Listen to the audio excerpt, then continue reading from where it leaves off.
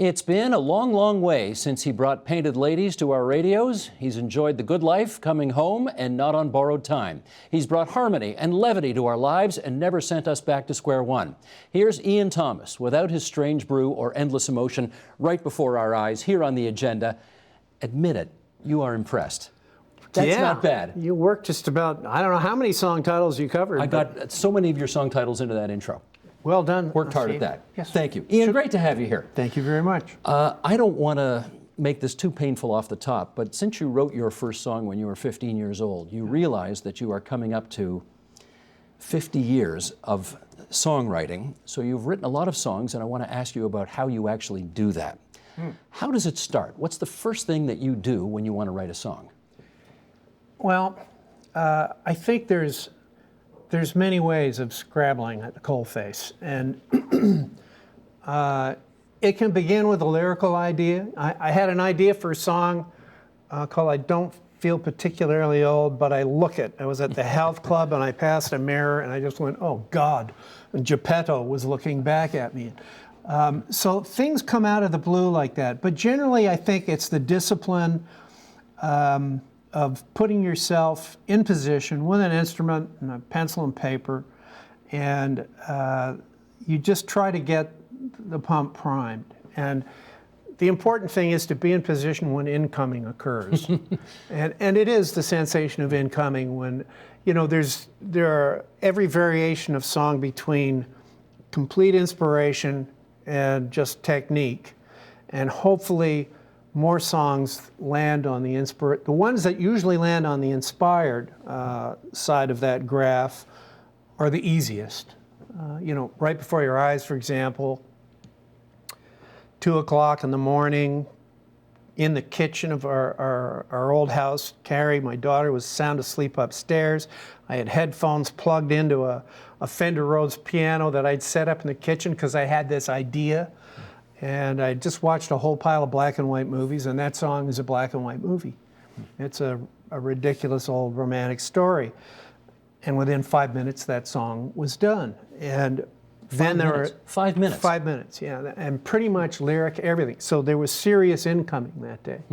And you do get the feeling that on occasion you're being handed things. And I think, actually, I was sitting with a group of songwriters, Marie McLaughlin, Mark Jordan. We were all at Tom Cochran's house, and Wee Ellen Frew was there from Glass Tiger, and Amy Sky, and we were all talking about the songs we didn't really think we could claim being the writers of because they just appeared. And everybody's got a few of those. Who's the first person you go to when you've written a song to bounce the thing off of and say, is this any good? I've got some really good songwriter friends, and we've all experienced rejection so many times that we really don't like to be pampered or patronized. So you tell it like it is. Absolutely. Well, that's okay, but that line in there sort of sucked. You could pick up the slack there. So yeah, I run things off of Mark Jordan sometimes. The Lunch at Allen Squad, it's a foursome I do with Mark Jordan and Marie McLaughlin and Cindy Church. You get immediate feedback from all of those guys, and they're all such close friends that you know they're always making comments in your best interests. So you will rewrite something, including some of the feedback that you get from them to a song? Sometimes. Sometimes. I mean, there is. And I found this in the books that I've written as well, that you'll get comments where people would like to write their own book, and same with songwriters. They would offer you suggestions that might point you in their style, which that's not your style. Which is So you have to wade through the stuff that you think captures or understands the gist of where you're going. So there's stuff that you resonate and you go, duh, yeah, of course. That I totally agree with that comment. So when you learn to sort of put all of your harumphing out of the way and just listen to what's being said, you'll find stuff that resonates and stuff that isn't going in the same direction. How about this? How about a music executive comes to you and says, Ian, this could be so much more commercially viable if you just dot, dot, dot. Yeah. Do you make changes under those circumstances? I've done that. Happily? No, and some of my biggest failures are because of that. It's interesting when A&R directors would. Here's the best story of A&R direction. I think it was the head of CBS A&R. Sade was really big in the UK, as was Paul Young. So this is going back to the 80s. And the A&R director in the United States, the ears, basically everything had to pass through to come out on the label, did not like, didn't know, they won't make it in America. Yes, they've done well in Great Britain, but believe me, I know the market here in the United States, and that just won't cut it. Long story short, the international president forced them to release it, and they were the two biggest records of their year. So you've got a lot of people in business. I think Bruce Allen said the music business would be great if it wasn't for the artists. And so I think we've seen now what has happened in the industry where, you know, the CRTC has moved us more towards monopolies in Canada by allowing different conglomerates to have up to half the stations in a market. So we've now got sort of radio tightly controlled into huge marketing motherships, and you've got record companies that finally have control of the record industry, and they are cranking out sausages. And all of the vast variety of artists we had when we were growing up, like I remember when the major labels all unloaded anybody who wasn't selling any more than 250,000 records. And this happened around the time of Thriller. Everybody wanted the $20 or $30 million hit. So all the farm teams were dumped. So now it's, I really feel sad for the kids coming up now. You might get one kick at the can with a single. And you know, when I signed to Ross Reynolds at G&T in Canada, he stood behind me for 6 albums. So I got to try out everything I wanted to try out. It was just complete freedom. I don't think that exists. I wonder if you'd pick up that guitar beside you right now Sure. and just play for us something that, I don't know, something that came to you as you were describing earlier, one of those inspirational somethings that just came and how it ended up on the radio. Well, it actually ended up on the radio in the United States. No, I'll play the one I just talked about. So this was a black and white movie. And I think I had watched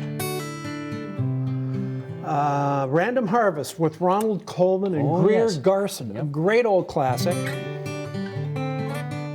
So, and this did well for me, and then it did well for a group from America who called themselves America, and helped pave the driveway. Well, every day I sit beside you on the bus to Madison Avenue, work in the big gray store with the revolving doors.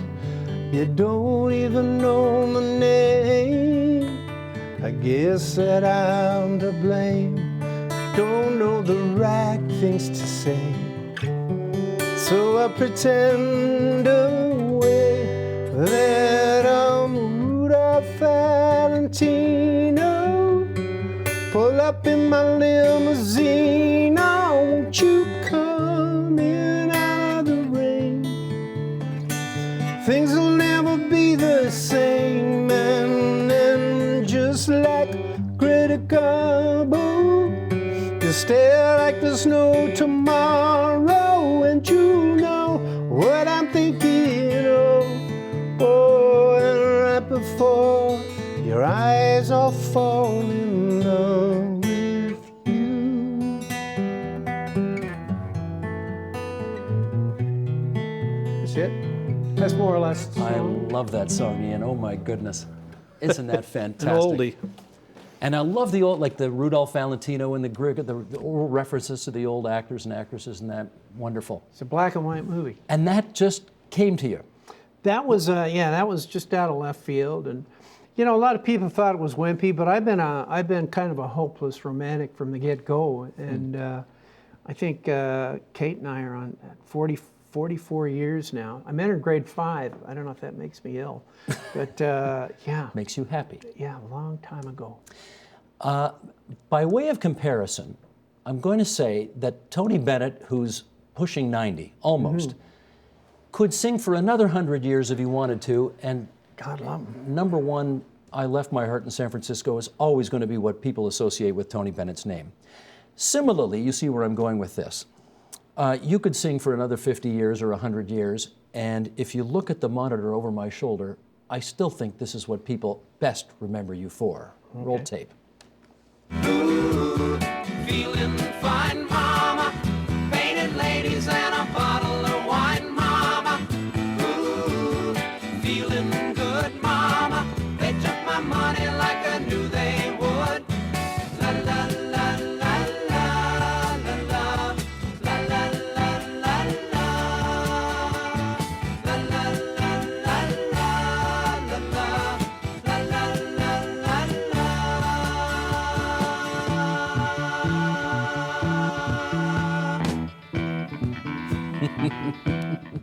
Who is that kid? Yeah. What are you there, 24? 23. 23. Yeah. 23 years old. Yeah. When you look at that and you hear that song, as you must from time to time, what goes through your head? How much fun it was to make that record. I was a producer at CBC in that window. I left my first band when my wife was with child, and I had to get a regular job. And in that window at nights, I wrote that first album. And when I got signed by GRT, I was just like I was like a kid at Christmas. I recorded that at RCA Studios. Many years I bought the Neve console that I recorded that record on to put out in my barn when I lived out in Winona.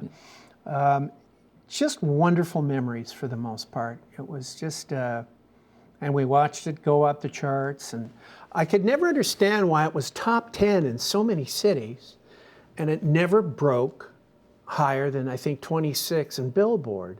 And then I read Dannon's book called Hitmen, and I realized that the record company had to cough up about $250,000 to the indie promoter guys before you could break the top 20 in Billboard. And then it all started to make sense. But it was just such a ride. But you can't, I presume you can't ever do a concert and not play that song.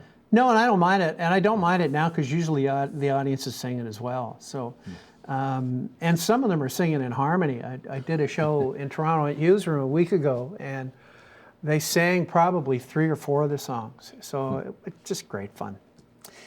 Let me fast forward you another 40 years. Yeah. The title track on your newest album is called Little Dreams. And I want to just read part of the lyric here. It says, I've been meaning to say I'm sorry for any wrong I've done to you, but you wouldn't believe the crazy day I've had. That's my big excuse. Anybody or anything in particular that I presume comes to mind? You wrote that lyric because it's autobiographical or what? Well, I've always liked metaphor because you can get different angles. And I think that there's the old story of the Good Samaritan, and I don't think the story was about the Good Samaritan. I think it was about all the people that passed by the man who had been stripped and robbed and left in a ditch. It's about people who didn't act on first instinct. And I think in our culture now, so this is what the whole song distilled down from. In our culture now, we are such a media crazy culture. We're on iPhones. People are texting rather than speaking. We're living isolated in our houses. Very rarely do we even know our own neighbors. And I think there's a lot in us as communal beings, a lot of first instincts we don't act on. They could be, there's another verse there about there's an old friend of yours, he's not doing too well. You could call and say, hey, and so it's about all of those first instincts that you don't act on. And those are the little dreams. And they just remain little puffs of smoke unless you act on them. So I think there's a lot going on societally that is tearing us a little bit away from what we are as communal beings. But naturally, I read those lyrics and listened to them, of course, and tried to sort of divine, is he putting that out there because somebody did that to him, or is this a mea culpa because he hasn't been as present in somebody else's life as he wished he were? Or I'm guilty of a lot of those. Yes, I'm in a lot of those frailties. You know, Epictetus had a wonderful saying that, you know, we can't control life, only how we respond to it.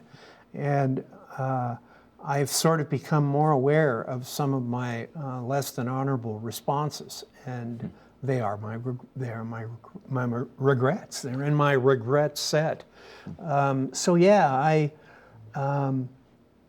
I do know that there have been people who maybe I've inadvertently offended, sometimes not intentionally, but that doesn't reduce the fact that the offense was taken. And until you recognize your own complicity in these things, I don't think you ever really grow at all as a person. So the older I get, I'm recognizing more and more of my complicity in my imperfections and how they've affected others. You mentioned Amy Skye earlier, and she wrote songs that very much related to her becoming a mother for the first time, and that was obviously such a seminal event in her life. You've got 2 kids, adult kids in their 40s, and 6 grandkids now. Yeah. Any of that the inspiration for music? Absolutely. You know, I think sometimes anything that makes you feel more alive makes you more creative. And because creativity, in some respects, it's how we howl at the moon. And my kids, observing them and knowing, you know, they got to make their own mistakes. And, you know, you wince, you try not to interfere, all of those things. And it's interesting how they keep all your nerve endings, I think. They keep them going, and it's a stimulating family, and friends are amazingly stimulating, and I think they're a chunk of your mental health. You know, they are the floorboards we walk on. Well, you are such an anomaly for a guy in show. I mean, you are in show business. I can say that. I know you're an artist, but you're in show business. You're married to the same woman for. Yeah, she's an how exceptional long? woman. How long? 44 years married, and I fell in love with her in grade 11, so that's coming up on 50, I guess, or That's amazing. 28 or 9. Do you ever worry, coming full circle here, do you ever worry, you've been writing songs for 50 years, Yeah. that you're going to have that moment where you look at yourself in the mirror and you say, oh my God, Ian, I've said it all. I got nothing left to say. No, I'm a big mouth. I think I'll have too much to say on the day I drop. And there's just so much going on in the world. You know, songs are coming out all over the place in that regard. You know, I remember just before my father died, I was chatting to him and I said, "Yikes! You know, what was it like when your dad died? You know, you're getting in the window now, the statistical window." And he said, "Well, boy, it was like having an education thrust on me of learning to love in absence after the luxury of loving in presence." So I'm thinking of that thought, and well, then a whole pile of songs started coming out of that. There was a song called 25,000 Days, which is sort of the average male lifespan, give or take a couple hundred days, a couple of thousand days. It sounded better, 25,000, but that put it up around 68 or 69, and I think, you know, well, the average at that point was around 75. Another song called Feel Good Again, which Anne Murray covered, came out of that same territory of conversation with my father. And the premise there was, well, you know, this learning to love in absence journey, you've got all of this love, now that person is gone, you've got nowhere for that love to go. So it's like a log jam. So what do you do with it? Well, you learn how to love in absence, which means you learn to focus that love that won't go away into positive memories, the joys. I mean, I can't think back on my father without laughing over some of the most ridiculous things we did together. And, you know, sitting around the table with David and my father, and they are positive. It's a very positive love. It takes a while to peel the rings off of that onion, but I think it's probably one of the most positive journeys in my life out of such a negative or painful separation. I presume people have asked you numerous times over the years, so forgive me if this is not the most original question you've ever had, but your brother Dave is in the same business as you, sort of. You're both in show business. Yep. He obviously on the television side and so on. You haven't worked together much over the years, right? Strange Brew. Yeah. You did Strange Brew together. You did the music, he was in it. Yeah. But besides that, We did a 10-city concert tour called Brothers Forever. That was about 5-6 years ago. And we had the best time. And it was just some of the most stupid stuff. We'd be backstage giggling before we went on. And the object of the thing was to make each other laugh. And, you know, for example, we're looking at it all from, you know, obviously a midlife thing. And I think I was about 40 when my daughter told me I could no longer wear my Speedo.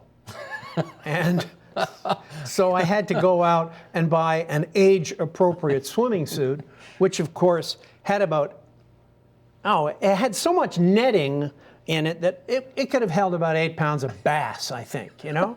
So I had to write a song about that. So I wrote a song about it called Middle-Aged Man in a Speedo. And we sang it with very sort of very breathy Astrid Gilbretto voices. So it was like, middle-aged man wearing a Speedo. People stare everywhere that he goes. And when he passes, each one he passes goes, ooh. So we did a whole pile of really ridiculous nice salute things. to A.C. Jobim there. That Yeah, was beautiful. well, we tried to sing it as much like Gilbretto as possible. That's great. Well, I know you've seen this before, but I'm going to do this anyway. Okay. Because I'm from Hamilton, you're from Hamilton. Steel City. Anybody who grew up in Hamilton of a certain time bought this album.